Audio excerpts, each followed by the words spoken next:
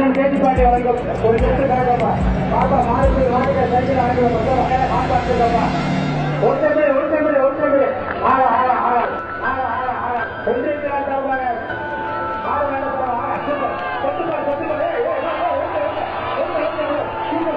என் பேர் குணா அமுதன். நான் ஃபோட்டோகிராஃபரு. ஒரு 4 வருடங்களாக நான் ஜல்லிக்கட்டு அது சார்ந்த புகைப்படங்களை தொடர்ந்து எடுத்துகிட்டு வரேன். மாடு வளர்க்குறவங்க, மாடு பிடிக்கிறவங்க எல்லாருமே எனக்கு நல்ல நண்பர்களாக இருக்காங்க. என்னுடைய பார்வையில் நான் சொல்லணும்னா, நம்ம ஊர் சிஸ்டமே இது ஒரு மாதிரியான ஒரு குழப்பத்தில் தான் இருக்குது. இங்கே மாடை வெட்டி ஏற்றுமதி பண்ணுறதுக்கோ மாட்டு கறி சாப்பிட்றதுக்கோ இங்கே தடை இல்லை. ஆனால் ஜல்லிக்கட்டுக்கு தடை இருக்குது. எல்லா வீதிகள்லையும் மட்டன் ஸ்டால் இருக்குது. ஆனால் கடா சண்டைக்கு இங்கே தடை இருக்குது. சிக்கன் சாப்பிட்லாம், ஆனால் சேவலை சண்டைக்கு விடக்கூடாது. வெளிநாட்டு நாய்களை இங்கே கொண்டு வளர்க்கலாம். நாட்டு நாய்களை இனவிருத்தி பண்ணுற சென்டர்களை நீதிமன்றம் மூடிடுது. இந்த மாதிரி இங்கே எல்லாமே பார்த்தீங்கன்னா சிஸ்டமே ஒரு மாதிரி வித்தியாசமாக நமக்கே புரியாத ஒரு சூழ்நிலையில் இருக்குது. இதில் மாடை கொடுமைப்படுத்துறது அப்படின்றதுக்கெல்லாம் இதில் எனக்கு தெரிஞ்சு எதுவுமே இல்லை. எல்லாமே பார்த்தீங்கன்னா காலையில் மாடோ ஆடோ நாயோ ஏதோ ஒன்று சம்திங் எந்த ஒரு உயிரினமாக இருந்தாலுமே காலையில் கொஞ்சம் நேரம் விளையாடுற மூடில் இருக்கும், ஈவினிங் அதே மூடில் இருக்கும். நீங்கள் உங்கள் வீட்டில் ஒரு டாகை வாங்கி வளர்க்குறீங்கன்னா காலையில் ஆட்டோமேட்டிக்காக அது ஏதோ ஒரு பால் நீங்கள் பழக்கிருப்பீங்க. அந்த பாலை எடுத்துகிட்டு அது உங்களை விளையாட தான் கூப்பிடும். அது ஒன்றும் அது கூட நீங்கள் போய் இன்ட்ராக்ட் பண்ணி அதோட நீங்கள் விளையாடும்போது அதை நீங்கள் கொடுமைப்படுத்துறீங்கன்ற அர்த்தம்லாம் இல்லை. அதே மாதிரி தான் எதுவுமே கண்ணுக்குட்டியாக இருந்தாலும் சரி, காளை மாடாக இருந்தாலும் சரி, அதனுடைய விளையாட்டு உணர்வுன்னு ஒன்று இருக்குது. சேவல் இன்னொரு சேவலை பார்த்து அதோட சண்டை போட தான் செய்யும். கெடா 2 கெடா முட்டி சண்டை போட்டுக்கிறதுன்றது இயல்பான ஒரு விஷயந்தான். இதனுடைய அடிப்படையில் தான் இது பண்பாடு சார்ந்து இந்த விளையாட்டுகளை எல்லாம் இவங்க அதை ஒரு கோவில், சாமி இந்த மாதிரி விஷயங்களோடு இதை இணைச்சி ஒரு பொங்கல் வைக்கும்போது ஜல்லிக்கட்டு விடுறது, கடா சண்டை விடுறது, சேவல் சண்டை வச்சு சாமியை வழிபடுறது, இந்த மாதிரியான விஷயங்களோட தான் இதை அவங்க பண்ணிக்கிட்டு இருந்தாங்க. திடீர்னு இப்போ இதை மிருகவதைன்னு இதெல்லாம் எதுவுமே இருக்கிற மாதிரி தெரியல. வாடிவாசல்ன்றதே எங்களுக்கு கோயில் மாதிரி தான். நாங்கள் சாதாரணமாக அந்த பக்கம் போனால் கூட வாடிவாசலுக்குள்ளே கடந்து போகிற மாதிரி ஒரு சூழ்நிலை வந்து செருப்பை கலட்டிட்டு தான் போவோம். ஒழிஞ்சு செருப்போட யாரும் இன்னைக்கு இல்லை. நீங்கள் எந்த கிராமத்துலாம் பாருங்கள், ஜல்லிக்கட்டு நடக்கிற டைமில் நடக்காத டயத்தில் போகும்போது கூட அது அந்த இதுக்குள்ளே போக மாட்டாங்க, செருப்பு கலோட போட மாட்டாங்க.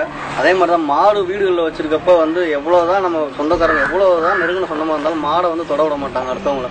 அந்த மாதிரி தான் வச்சிருப்பாங்க. பொம்பளையாலுமே அப்படி தான் தீட்டான டயத்தில் மாடை தொட மாட்டாங்க, மாடை பார்க்க மாட்டாங்க. செருப்பு கால் போட்டு கொட்டத்துக்குள்ள மாடு ஊக்கம் போக மாட்டாங்க. அப்படிலாம் தான் மாடு வளர்த்துட்டு இருக்காங்க. ஒவ்வொரு மாடு லட்ச ரூபா பொருள், சும்மா ஓசியில் இல்லை. அதை யாரும் குத்துறாங்க, கத்தியில் குத்துறாங்க, கடப்பாரில் குத்துறாங்க, யாராவது குத்துவாங்களா, ஊசி பயிரெல்லாம் அப்படி குத்துறதுக்கு. அந்த மாதிரி வதைன்றதுக்கே அதில் பேச்சுக்கே இடமே கிடையாது. மாடு அந்த வாடி வாசலுக்குள்ள நுழைஞ்சு அதுல ஒரு 10 செகண்ட்ல கடந்து போயிடும். உங்களுக்கு தெரியும் மாடு எவ்வளவு வேகமா ஓடுதுன்னு. ஒரு 10 செகண்ட் கூட ஆகாத எல்லையே கிடக்குது. 10 செகண்ட்ல அந்த மாடை ஒரு மனுஷன் என்ன செஞ்சிட முடியும்? சாதாரண கட்டி போட்டே மாடை ஒன்றும் செஞ்சிட முடியாது. எம்டி எதுவுமே இல்லாமல் வெளியில போறப்போ மாட்டு கூட கொம்பு இருக்கு, அங்கே இருக்க பிரியாருங்க எதுவுமே கிடையாது, எந்த விதமான ஆயுதமும் கிடையாது, எதுவுமே கிடையாது. அண்ணாமலை தான் மாடோட ஃபைட் பண்ணுறது. இது ஏறு தழுவல்னா சொல்லுவாங்களே, மாடு பிடிக்கிறது கூட நாங்கள் சொல்ல மாட்டோம். ஏறு தழுவல் தான். தழுவல்னால என்னன்றது எல்லா பேருக்குமே தெரியும். இதில் வதைன்றதுக்குலாம் எந்த விதமான அர்த்தமும் கிடையாது. சும்மா 4 ஃபோட்டோவை எடுத்து வச்சுக்கிட்டு மாடு அதை பண்ணுறாங்க இதை பண்ணுறாங்க அப்படின்னு சாதாரணமாக எடுக்கிற ஃபோட்டோவில் லேசாக திரும்புறவ பார்த்தாலே மூஞ்சி கொஞ்சம் விகாரமாக தான் தெரியும். உடனே எவ்வளோ கொடூரம் மாடு குத்துறாங்கன்றாங்க.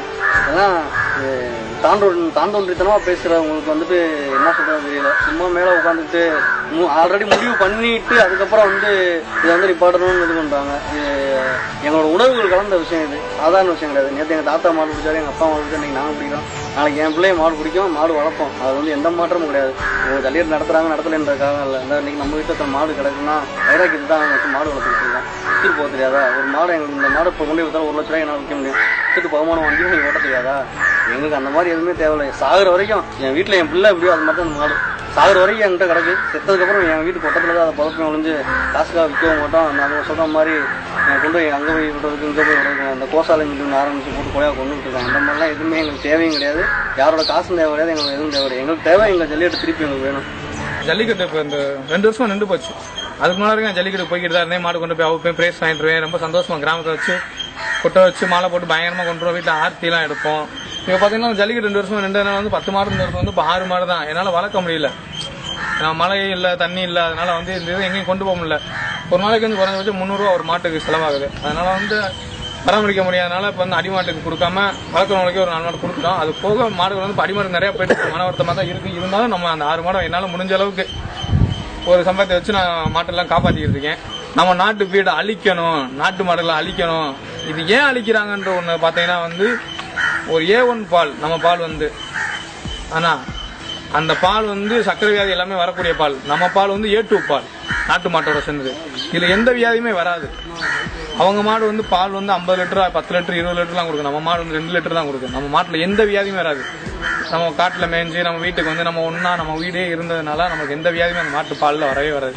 அதனால அவங்க ஃபாரின்ல வந்து அவங்க மாடை இறக்கணும், அவங்க மாட்டு தீவனத்தை இறக்கணும், அவங்களோட ஊசியை இறக்கணும். மெயின் காரணமே என்னன்னா காளை மாடுகள் இருக்கக்கூடாது. காளை மாடுகள் இருந்தால் வந்து அவங்க இறக்குற நாட்டு மாட்டோட இனவர்த்தி பண்றதுக்கான ஊசி இன்ஜெக்ஷன் மூலமா தான் கொண்டுறணும், நாட்டு மாடு அழிச்சே ஆகணும் அப்படின்றதுனாலதான் இந்த காளைகளை முதல் அழிக்கிறாங்க. பேன் பண்ண காரணமே இந்த காளை ஜல்லிக்கட்டு காளையில பண்ணா தான் நாட்டு மாடுகளை அழிக்க முடியும். அப்பதான் அவங்க கொண்டு அந்த ஜெர்சி மாடுகள் உள்ள வரும். அவங்க கொடுக்குற தீவனம், அவங்க கொடுக்குற ஊசி, அவங்க கொடுக்குற மருந்து எல்லாமே அடுத்து மனுஷனுக்கு அதே இது. நம்ம அடுத்து டாக்டர் தான் போகணும். எதா இருந்தாலுமே டாக்டர் தான் போகணும். எல்லா மருந்து ஊசி போடணும். நமக்கு வியாதிகள் வரும், நமக்கு பணம் அவங்ககிட்ட தான் போகணும். ஃபாரினர்ஸ்க்கு மறுபடியும் நம்ம வெள்ளக்காரனுக்கு அடிமையா தான் தமிழ்நாடு ஆக போகுது. இந்தியருக்கு வந்து ஃபாரின்காரன் வந்து நம்ம அடிமையா தான் நம்ம இருக்க போறோம். இதுதான் நடக்க போகுது. இதால இப்ப ஜல்லிக்கட்டை முடிச்சு ஜல்லிக்கட்டை எதுக்கோ முயற்சி பண்ணி நாங்க போராட்டங்கள் பண்ணி எதாவது எடுத்து போய் அடுத்து பாத்தீங்கன்னா நாட்டு நாய்க்கு வந்துட்டாங்க. அது பாட்டுக்கு தெருவில் சுத்திக்கிட்டு நிம்மதியா வீட்டுல போற சாப்பாடு சாப்பிட்டு நம்ம நாய்க்கு நம்மளோட அது பாட்டு சுத்திட்டு தெரியும். பாத்தீங்கன்னா ஃபாரின்ல இருந்து ஒரு நாயை கொண்டு வந்து இறக்கிட்டு அதுக்கு என்னமோ பெட்டிக்கிறீன்றாங்க. அது செயின்ல தான் பிடிச்சிட்டு போனோம். வீட்டுல நடந்து வாக்கிங் கூட்டு போறாங்க. அதெல்லாம் கொடுமலைன்ட்டாங்க. ஆனா அவங்க நாய் தான் இங்க இருக்கணும், வளர்க்கணும், வீட்டுக்குள்ளேயே வளர்க்கணும், வீட்டுக்குள்ளேயே குளிப்பாட்டினா அது நம்ம நாய் தான் அப்படிலாம் இல்லை. அது பாட்டுக்கு எங்கேயும் போகும், எங்கேயும் வரும், நம்ம கூட விளையாடு, நம்ம கூட ஜாலியா இருந்துச்சு. இப்ப அந்த நாயையும் இனப்பெருக்கம் பண்ணக்கூடாது, அதையும் அடிக்க நாட்டு நாய்களே இருக்கக்கூடாது. ஃபாரினர்ஸ் நாய் தான் இருக்கணும். ஃபாரினர்ஸ் தான் இருக்காங்க. ஃபாரினர்ஸ் நாய் எப்படி அந்த ராட்ஃபீல்டர் சொல்றதுனால வளர்த்தவனே கடிச்சு கொண்டுருச்சு. அது எல்லாத்துக்கும் தெரிஞ்சதான். பேப்பர்ல வந்து எல்லா நாட்டிலும் தடை பண்ணிருக்காங்க அந்த நாயை. ஆனா இவங்க இறக்கிட்டு தான் இருக்காங்க ஃபாரின்ல இருந்து. இல்ல என்னென்னமோ செப்பட என்னென்னமோ நாய் சொல்றாங்க. நம்மள பார்த்தீங்கன்னா நாட்டு நாய் கண்ணி அந்த மாதிரி நம்ம நாட்டுக்குள்ள நாய்களையும் பழிக்க ஆரம்பிச்சாங்க. இந்த கிராமத்து மக்கள் சொல்றது 100% உண்மை. கடந்த 2006ல 90,000 இருந்த ஜல்லிக்கட்டு மாடுகளுடைய எண்ணிக்கை 2009ல 45,000 குறைஞ்சிருக்கு. 2013ல 22,000 குறைஞ்சிருக்கு. தமிழ் நாட்டு மாடுகளின் தேசிய மாடுகள் சராசரியின் பங்களிப்பு இன்னும் 1% கீழே தான் இருக்கு. இந்த நாட்டு மாடுகளை காப்பாற்றுறதுக்கான ஒரே தூண்டுகோலா இருக்கிறது தமிழர்களின் வீர விளையாட்டான ஜல்லிக்கட்டு மட்டும்தான். ஜல்லிக்கட்டை காப்பாற்றுறதுக்கான கடமை ஒவ்வொரு தமிழனுக்கும் இருக்கு.